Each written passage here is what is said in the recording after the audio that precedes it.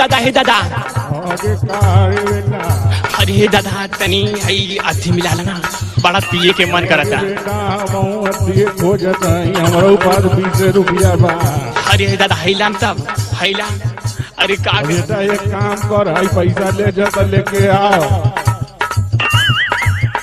तो मेरा रुआ सुनी तो हमारो बार बनाई बेटा तो रहू बनाई अरे बाबा ओकर बात उभार देला हैला हमरा दिल के पहले दर्द सुना बताओ बेटा मांगी ले पैसा पिए के दारू कहरे ले लड़ैया मिलल बा में हरारू मर कहिया ये भैया मिलल बा में हरारू मर कहिया ये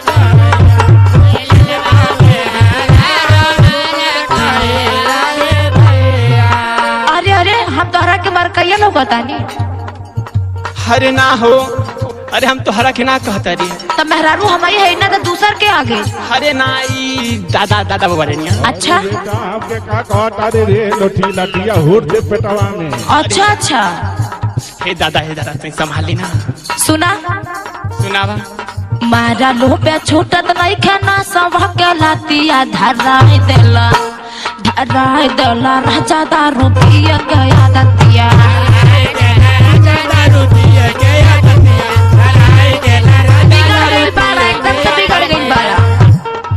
अरे हम का कहनी अरे दारू पी के आदत हमार संगति ने सिखैले बा अरे कसूर हमके कहावत लतिया हुर दे मुहा में अरे ना दादा ना तोहरा के नहीं के कहता नहीं हां तू दोनों प्राणी समझा बेटा हैला सुना हम शादी से पहले जिंदगी रहे आबाद हो अच्छा हमरे ऊपर बिगड़ गए हो गई शादी जिंदगी भई बर्बाद हो अच्छा हम इतना खराब है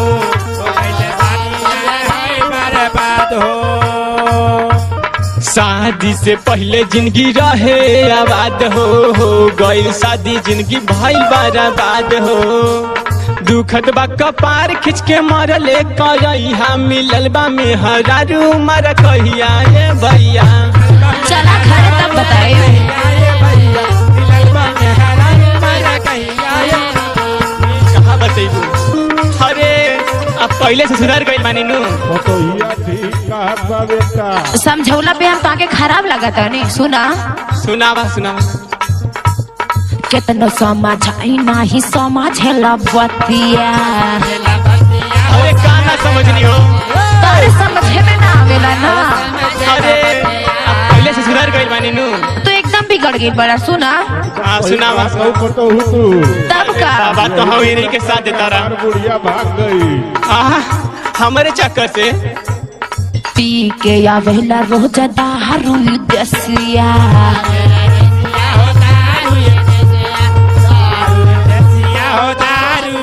ए बाबा एकदम बिगड़ गई हो अरे बच्ची मत पूछो हमको भी बर्बाद कर दिया ससुरा अरे दादा कितनो समझाई नहीं समझेला बतिया पी के आवेला रोज दारू देसिया ब्रांडेड पीते हैं अच्छा कार्य के एको काम नहीं दिनो रतिया धराई देला राजा दारू पिया गया दतिया अरे छोड़ देंगे कब छोड़ेंगे जल्दी सुधर जाएंगे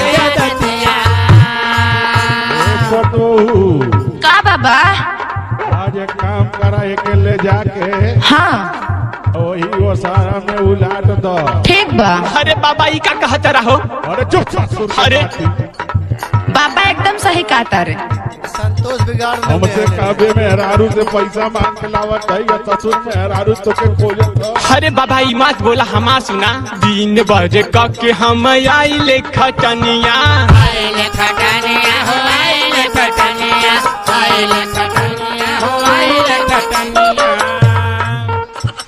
कब नहीं पूछ ले एक लोटा पनिया तो हर चलिए ना बा ठीक बा एक लोटा पनिया हो एक लोटा पनिया दिन भर क के हम आइले खटनिया कब नहीं पूछ ले एक लोटा पनिया। अरे ससुर तोहार हुए कलनिए है। अरे दादा कहो यही के साथ तरा अब बुढ़ौती में बाबू मेहरारू के सहारा चाहिए। हमहू बनावत है कैसो तोके छोड़ दे हमारे पे रह जा। अरे दादा तुम अपने चांस मारे लगला हाई ला पहले हमारा सुना। मरले ही मारे जैसे मारे ललकी गैया मिलल बा में हजारू मर कहिया रे भैया। ठीक बात अब पानी लेना अब बताए। तू ज्यादा ना बोलत हवा। का ज्यादा बोलते रे सुना इतना तू यार खैला तबो ना सुधारला। अरे का कुल बात बोले तरिया हमारी सेलेक्ट कर तरी। अरे संतोषक साथी न है। उहे बात बना दारू के नशा से काहे तू बिगड़ाला। अरे कहाँ बिगड़ल बनी रे आगे लौकत बा ठीक बा। वो ढेर लौकेला तेरा तौनी हो गई होगी यार। ये दाना तू मार खैला तबो ना सुधारला। दारू के नशा से काहे तू बिगड़ाला। ना बिगड़ा सुधार चाहिए। अरे पतो नशा के चलते डूबाला भाई जाती धराई देला। ए धराई देला राजा दारू पिए के आदतिया। ललबा में हजारू मर कहिया ये भैया। धराई देला धर्म जो पिए के आदतिया। मिलल बा में हजारू मर कहिया ये भैया। धराई देला राजा दारू पिए के आदतिया। मिलल बा में हजारू मर कहिया ये भैया। धराई देला राजा दारू पिए के आदतिया। सुधर जाना तो ठीक ना होई। जल्दी सुधर जाएंगे। अरे बस ससुर के नाती तू सुधरेगा नहीं। पतो चला हमारे साथ। अरे दादा पहले अधी मिलावा पहले अधी मिला।